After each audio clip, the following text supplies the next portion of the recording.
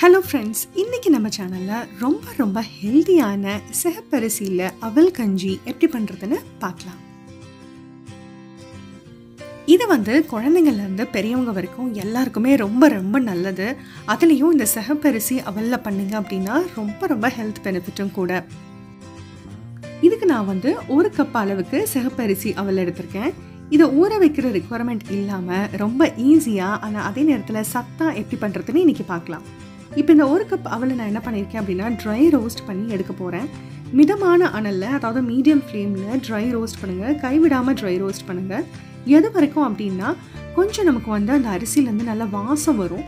அந்த அளவுக்கு dry roast பண்ணி எடுத்துடலாம். அப்படி ட்ரை ரோஸ்ட் பண்ணி எடுக்கிறதுனால இந்த அரிசி ஓரளவுக்கு நமக்கு குக் ஆகிடும். அதனால் வேகிறதுக்கு ரொம்ப நேரம் எடுக்காது. ஊற வைக்கணும் அப்படின்ற ரிக்வயர்மெண்ட்டும் இருக்காது. மிதமான அனலில் ஒரு 7லேருந்து 8 நிமிஷம் நம்ம இந்த மாதிரி ட்ரை ரோஸ்ட் பண்ணி எடுத்ததுக்கு அப்புறமேட்டு ஒரு தட்டில் போட்டு நல்லா ஆற வச்சிடலாம். இந்த ப்ராசஸை நம்ம முன்னாடியே பண்ணி வச்சிட்டோம்னா எப்போ வேணாலும் 10லேருந்து 15 நிமிஷத்தில் நம்ம அவல் கஞ்சி செஞ்சிடலாம். இப்போ இதை பாருங்கள், ஆறினதுக்கு அப்புறமேட்டு மிக்சியில் போட்டு இந்த மாதிரி கொரப்பாக நான் அரைச்சி எடுத்துக்கிறேன். கொரப்பானா ரொம்ப கொரப்பாக இல்லை, ஓரளவுக்கு நீங்கள் ஃபைனாக அரைச்சாலும் ஒன்றும் பிரச்சனை இல்லை. இது அரிசின்றதுனால நமக்கு குக் ஆகும்போது மலர்ந்து அரிசி பதத்துக்கே வந்துடும். அரைச்சி வச்சதுலேருந்து ஒரு 5 டேபிள் ஸ்பூன் அளவுக்கு நான் இன்னைக்கு பொடி எடுத்து போட்டிருக்கேன். இப்போ இது பார்த்தீங்க அப்படின்னா முதல்ல நம்ம தண்ணியில் வேக வச்சு எடுத்துக்கலாம். அப்போ அரிசி ரொம்ப ஃபாஸ்ட்டாக வெந்துடும். நமக்கு 1/4 லிட்டர் தண்ணி, அதாவது 250 ml தண்ணி சேர்த்து முதல்ல இதை மீடியம் ஃப்ளேமில் நம்ம கிண்டி விட்டுட்டே இதை வேக வச்சு எடுத்துக்கலாம். எந்த அளவுக்கு வேக வச்சு எடுக்கணும்னு நான் சொல்கிறேன் பாருங்கள்.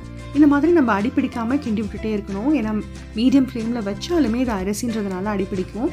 இப்போ பாருங்கள், நல்லா வெந்து வந்துருச்சு, நல்லா சாஃப்டாக மலர்ந்துருச்சு. இப்போ நம்ம என்ன பண்ணுறோம் அப்படின்னா தண்ணி சேர்க்காம காய்ச்சின பாலை இதில் நம்ம சேர்க்கலாம். தண்ணி சேர்க்காம 250 ml பால் இதில் சேர்த்துருக்கேன். இப்போ நடுநடுவில் கிண்டி விட்டு நல்லா மீடியம் ஃப்ளேமில் வச்சு கொதிச்சோன்னு இப்போ பாருங்கள், கொஞ்சம் நேரத்துக்கு முன்னாடி அந்த அவலெல்லாம் கீழே இருந்த மாதிரி வந்தது பார்த்தீங்களா? இப்போது நல்லா ஒத்தாப்பில் அந்த கஞ்சி கன்சிஸ்டன்சிக்கே வந்துருச்சு பாருங்கள். பால் மேலேயும் அந்த அரிசி கீழேயும் இல்லாமல் நல்லா எல்லாமே ஒத்தாப்பில் ஒன்று போல் வந்துருச்சு.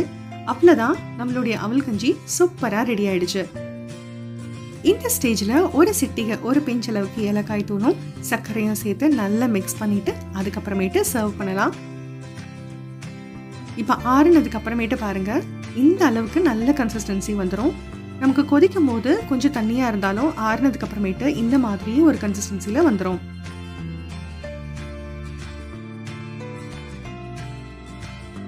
இன்னொரு விஷயம் நான் ரொம்ப முக்கியமாக சொல்லணும்னு நினச்சேன். இந்த மாதிரி கஞ்சி பண்ணும்போது நம்ம சிறுதானிய கஞ்சி பண்ணும்போது, அதுக்கப்புறமேட்டு இந்த மாதிரி அவல் கஞ்சி பண்ணும்போதெல்லாம் நம்ம இந்த மாதிரி பீட்டர் வச்சு, குட்டி பீட்டர் இருக்கும் இல்லையா, அதை வச்சு பண்ணிங்க அப்படின்னா கட்டிகள்லாம் பிடிக்காமல் ரொம்ப ஈஸியாக மிக்ஸ் பண்ணுறதுக்கு நமக்கு ஹெல்ப்ஃபுல்லாக இருக்கும். அதே மாதிரி நீங்கள் நாட்டு சர்க்கரை சேர்க்குறதா இருந்தால் நம்ம வெள்ளை சர்க்கரையை விட ஒரு டேபிள் ஸ்பூன் அளவுக்கு நாட்டு சர்க்கரை எக்ஸ்ட்ரா சேர்க்குற மாதிரி இருக்கும். ஆனால் ரொம்ப ஹெல்த்தி. இப்போ நாட்டு சர்க்கரை சேர்க்கறதுனால பாருங்கள், கலர் அந்த பிங்கோட லைட் ப்ரௌன் சேர்ந்த மாதிரி இருக்குது பார்த்தீங்களா?